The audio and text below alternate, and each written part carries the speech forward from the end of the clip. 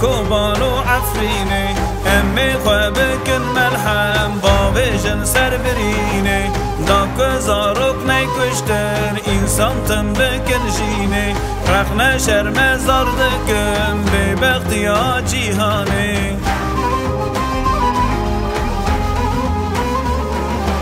امبان جیهانه دکن ببیزن مزاروکان امبان ظالما دکن ظلم نکن زاروکان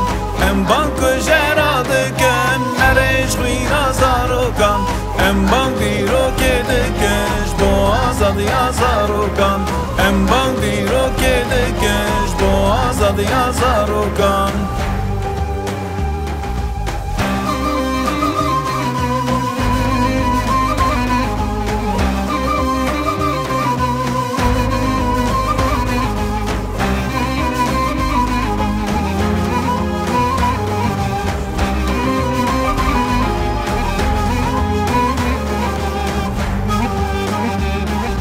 طالان و قتل دکن الله اکبر دبش اینکار یا ما فندکه خوینا انسان اندرش خاین لدار کن بونن کسک تشتکی نابش بحثش باوری دکه فاسق میجو قرش امبان جیهان دکن ببیزن مزاروکان امبان ظالما دکن ظلم نکن زاروکان امبان کجرا دکن نریش خوینا زاروکان امبان دیرو که دکش با آزادی زاروکان امبان دیرو که دکش با آزادی زاروکان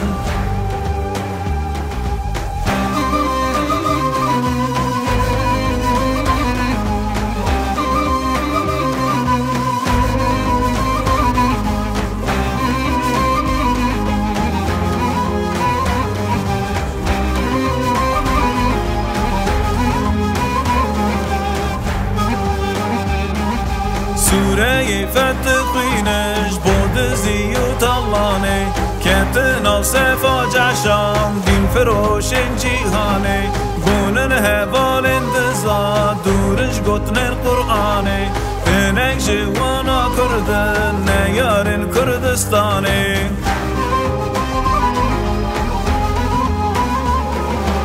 امبان جیهانه دکن ببیزن مزاروکان امبان ظالما دکن ظلم نکن زاروکان امبان کجرا دکن نریش خوینا زاروکان امبان دیرو که دکش با آزادی زاروکان امبان دیرو که دکش با آزادی زاروکان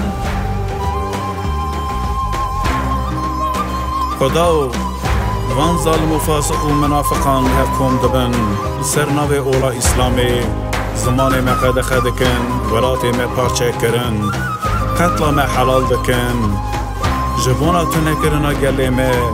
وقت سورة انفال قتل ما حلال چه وقت سورة فتح قتل امودزي و طالانا عفريني و روجابا ام بانگل قال خودكن راون سر پیا هم بر بن ظالما بدن نمینن ام ولاتي خوازات دكن